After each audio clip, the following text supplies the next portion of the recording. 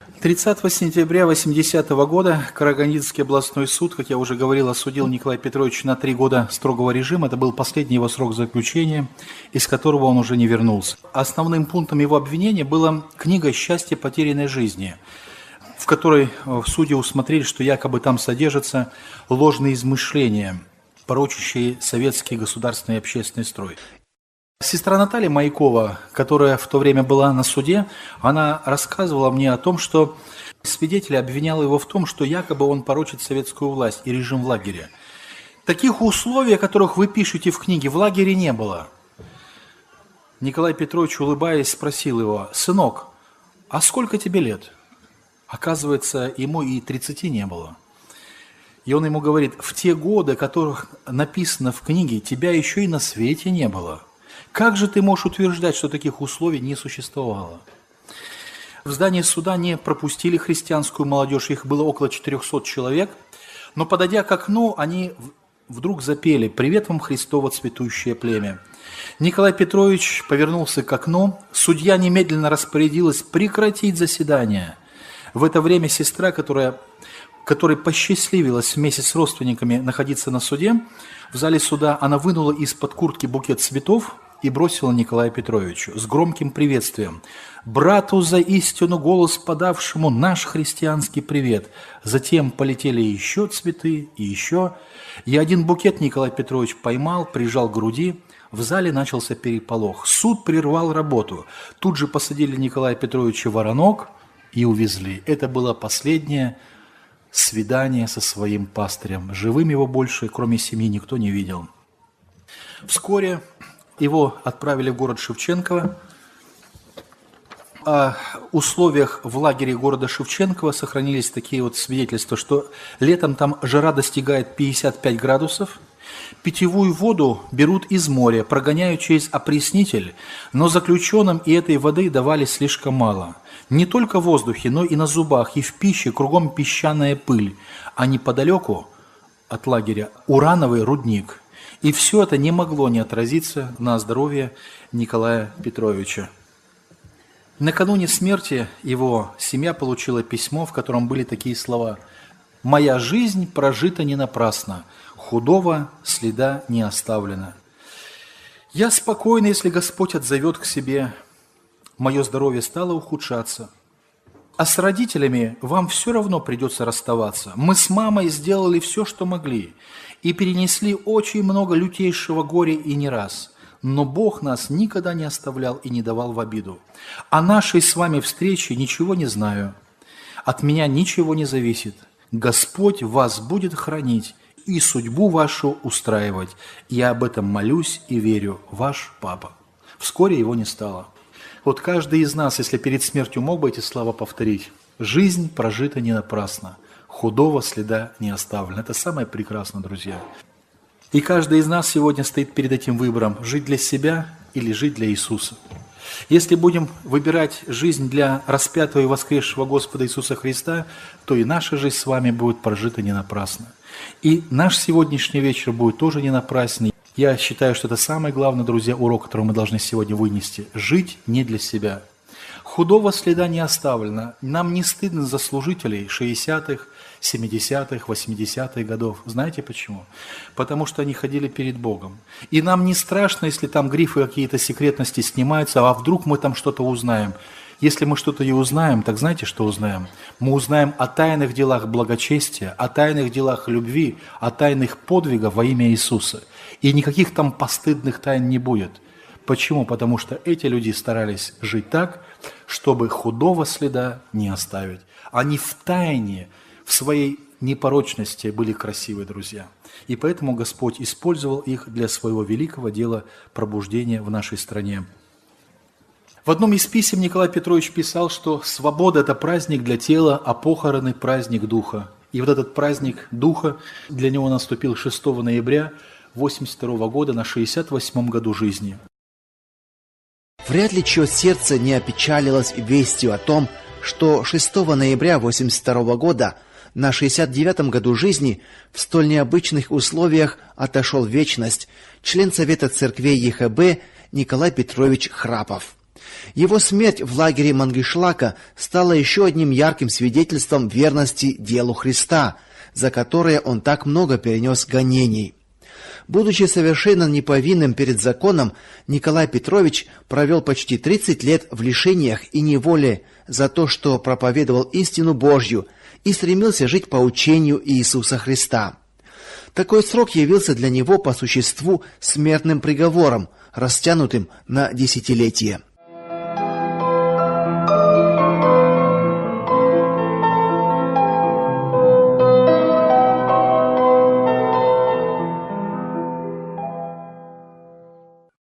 Официальная справка предписывала захоронение производить без вскрытия гроба. В ней же была указана причина смерти – хроническая сердечно-сосудистая недостаточность. Что стоит за этим, знает только Господь. Кстати, церковь сделала другой гроб, обила его красивой тканью, переложили тело из цинкового гроба в церковный гроб, и мужи благоговейные отнесли его в последний путь всей земли на кладбище. Я нашел в бюллетене одно очень важное сообщение, что незадолго до смерти один брат от Совета Церкви имел с ним свидание. И после беседы и сообщения о положении братства Николай Петрович с присущей ему твердостью, прямотой заявил: «Я был с братством и останусь с братством, другого пути для меня нет и не будет». Это, друзья, очень важно знать, потому что нашу неосведомленность часто эксплуатируют, используют и всякие небылицы в лицах рисуют и говорят, внушают всякие небылицы в отношении жизни и отношения к братству Николая Петровича. Вот его позиция, которая зафиксирована свидетелями и в нашей духовной литературе. Поэтому он любим нами, и у Церкви Христовой есть историческая потребность к тому, чтобы знать и подражать вере нашему брату и верному служителю. Кто-то слышал по радио «Голос Америки», передавал диктор о том, что в Советском Союзе умерли двое. Леонид Ильич Брежнев и Николай Петрович Храпов. Богач умер в Кремле, а Лазарь в тюрьме. Ну, что вполне возможно, потому что Леонид Ильич действительно умер в ноябре, 10 ноября 1982 года. Как раз его хоронили в то время, когда церковь готовилась к похоронам своего служителя. Похороны Николая Петровича состоялись в Ташкенте при многолюдном стечении родных и друзей из разных городов страны под наблюдением многочисленных сотрудников в штатском и милиции. Важна такая деталь, что от Совета Церкви были там только два брата. Крикер Николай Абрамович и Германюк Степан Григорьевич, поскольку все остальные находились в вузах. И я недавно нашел свидетельство Степана Григорьевича на прощальном богослужении. Он буквально там сказал следующее: «Они поколебались и пали, а мы встали и стоим прямо». Николай Петрович стоял прямо в суровые 37-е годы. Он не преклонился по чужое ярмо с отступившими служителями в 50-е годы. Он не согнулся в смутное время гонений на церковь в 60-е годы. Он стоял прямо, когда в братстве гонимом убоявшиеся гонений и малодушные служители создали оппозицию в 70-е годы. Он хотел нести служение в церкви независимое от влияния государства. Он ушел, отдав все на служение Господу. Ушел от нас брат, и хорошую память оставил нам. Его книга радует молодежь, ободряет. Все доброе, что имел Николай Петрович, это было не его, это было дано ему от Господа. Поэтому на его похоронах должно быть больше славы тому, кто эти дары дал ему. Они сами с собой не пришли. С Николаем Петровичем Храповым уже и не увидимся больше. Только пришлось вот немножечко поучаствовать в похоронах брата, которые прошли в Ташкенте. Уже брат не выдержал из последних уз, и, отбыв в них 29 лет, умер в вузах, отошел к Господу. Похороны Николая Петровича разрешили тело его взять с лагеря детям. Дети забрали, и похороны прошли. Как брата мы похоронили, как труженика, как брат, отдавший все на служение Господу, как брат, который хотел нести служение в церкви, независимой от влияния государства, не подвластной государству.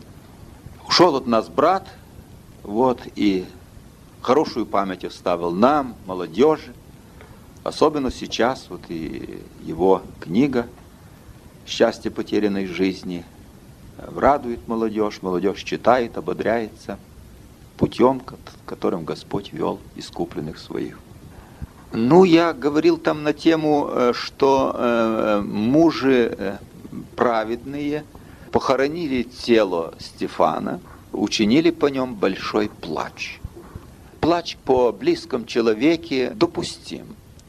И наша скорбь по утере, о том, что уже не будет с нами больше ни в совещаниях, ни так встречи, ни милого его взгляда, улыбки Николая Петровича среди нас, братьев, именно вызывала эти слезы у нас. И мы дали им простор, чтобы поплакать, и похоронили его мужа, и учинили по нем плач. Вот. Еще было подчеркнуто о том, что очень многие присутствующие на похоронах старались подчеркнуть дела Николая Петровича, заслуги Николая Петровича, его труд большой и так дальше, то было подчеркнуто в заключении вот нами, братьями из Совета Церквей, о том, что все то, что имел Николай Петрович, это было не его. Это было дано ему от Господа. Поэтому и в этот день, и на этих похоронах должно быть больше славы тому, кто эти дары дал ему. Они сами собой не пришли ему, а ему дал Господь, ибо всякое даяние добрый и дар совершенный не сходит свыше от Отца Светов. С плачем похоронили мы брата, и уже вот нету среди нас Храпова. С многими братьями уже после этого нет встречи, но если Господь по милости Своей и дарует нам еще в будущем, хоть с теми братьями, кто остался еще в живых, встретиться, как вот с Николаем Георгиевичем, Михаилом Ивановичем, да если бы еще Геннадий Константинович поприсутствовал, чтобы всем братьям и поплакать вместе, и посмотреть путь, по которому провел Господь, поблагодарить Его за те чудеса, которые Он нас вводил, выводил, как давал победу. Был бы у нас и радость, и плач на этом общении. Хотелось бы вместе вечерю совершить, но это все в руках Господа. Борьба продолжается, путь продолжается.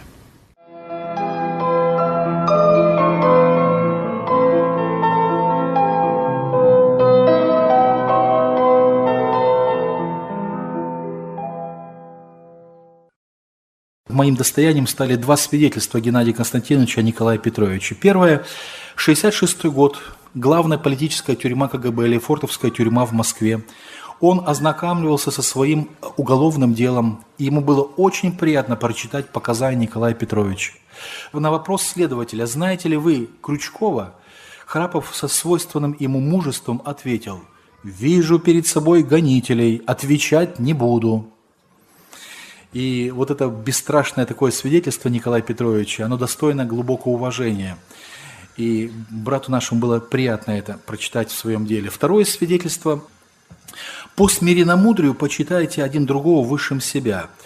Почитать молодых служителей, которые по возрасту годятся в сыновья, для Николая Петровича некоторое время было очень сложно.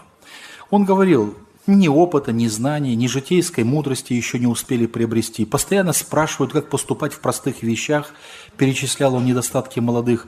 Не испытаны жизнью, как и за что их почитать выше себя? Искал он ответ на этот вопрос. Напряженно размышлял, молился и однажды получил исчерпывающий ответ. Николаю Петровичу однажды поручили разрешить назревающий конфликт между родственниками. Он долго их убеждал, умолял и удивлялся, как такие незначительные претензии и не могут простить друг другу. Николай Петрович утомился и сказал братьям: «Я не миротворец, пошлите другого служителя». И послали молодого, неопытного.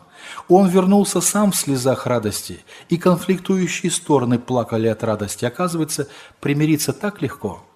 Николай Петрович сердечно поблагодарил Бога за наглядный ответ, как и за что почитать высшим себя молодых, неиспытанных жизнью служителей.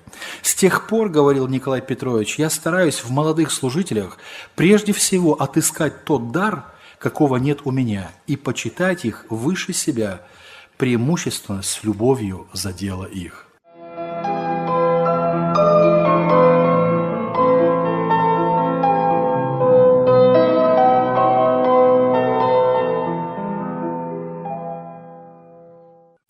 Михаил Иванович вспоминал о Николае Петровиче как о человеке молитвы.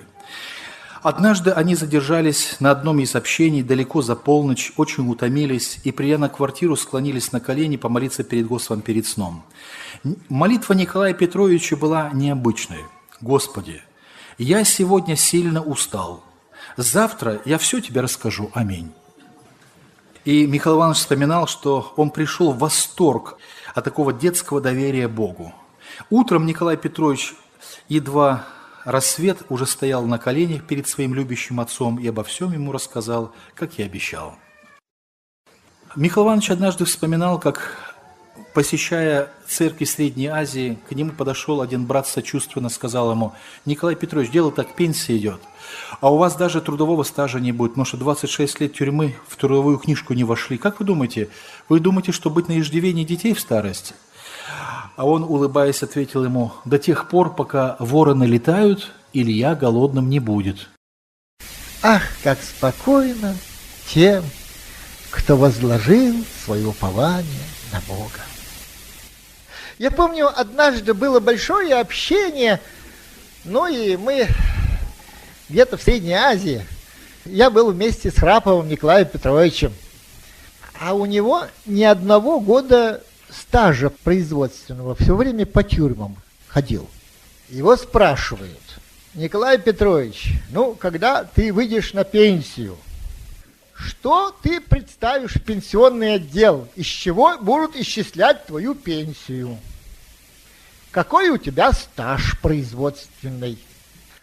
А в тюрьме-то трудовую книжку не дают. Надо же отвечать на этот вопрос. Он встал и говорит: «Братья и сестры, пока вороны живы, Илья с голоду не умрет». Мне понравился ответ, а сам думаю: интересно, какой Николай Петрович пенсию-то будет получать-то все-таки, когда выйдет на пенсионный возраст. Но он не дожил до пенсионного возраста, в тюрьме отдал свою жизнь. У Бога будут свои расчеты, соответственно, той трудовой книжки, которая числится на небесах. Как важно взирать на воздаяние и видеть невидимое, и быть твердым.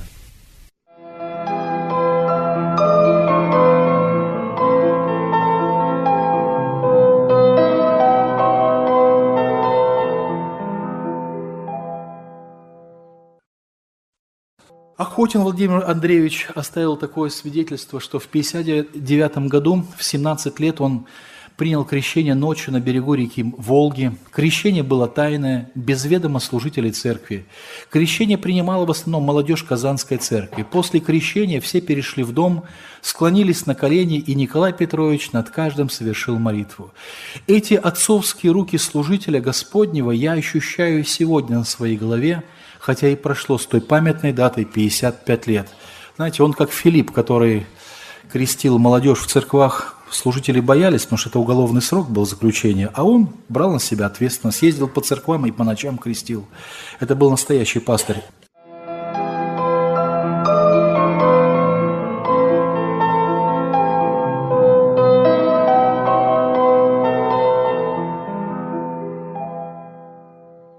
Владимир Николаевич Чухонцев свидетельствовал, что Николай Петрович, когда юноша пошел на первый тюремный срок, то, провожая его, старец дал напутствие: «Сохрани веру, а вера сохранит тебя».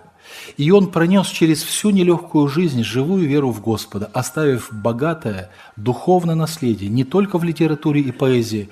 Он был образцом для верных. Находясь в вузах, Николай Петрович отвечая на письма молодых сестер, которых интересовала богоугодная жизнь, писал им: «Дорогие сестры, одевайтесь так, чтобы, глядя на вас, ни у неверующих мужчин, ни у братьев во Христе никогда не возникла никакая греховная мысль».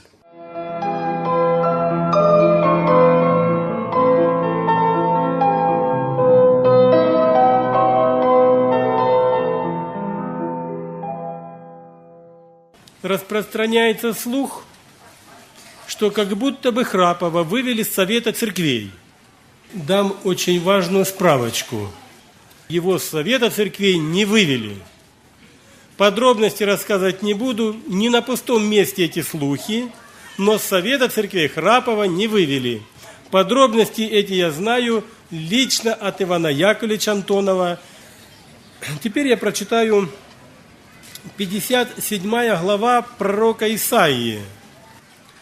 «Праведник умирает, и никто не принимает этого к сердцу, и мужи благочестивые восхищаются от земли, и никто не помыслит, что праведник восхищается от зла». Сколько мы будем на земле, друзья мои, мы будем страдать, потому что в этом мире князем ли является источник зла. Ну вот радостная весть. Когда праведник умирает, он восхищается от зла. Все, закончилось. История зла закончилась для этого человека. Поставлена точка. Так точно в 1982 году, 6 ноября, восхитился от зла и Николай Петрович. Он восхитился из лагеря. Он восхитился с больницы лагерной. Он много пережил на себе, на плечах своих, душою своею, соприкасаясь с густками зла. Почитайте «Счастье потерянной жизни». Он там описывает, сколько ему приходилось соприкоснуться. Ну, а потом наступил торжественный момент. Да, родственники плачут, это нормально, и пусть поплачут.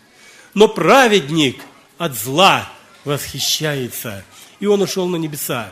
На небесах и тени зла больше не будет.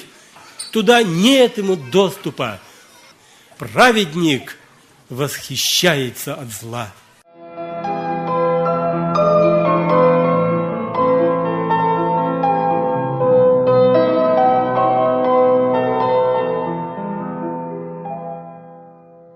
Мы торжественно провожали братьев наших, сестер в тюрьмы и внимательно прислушивались, как они защищают дело Божье на скамье подсудимых.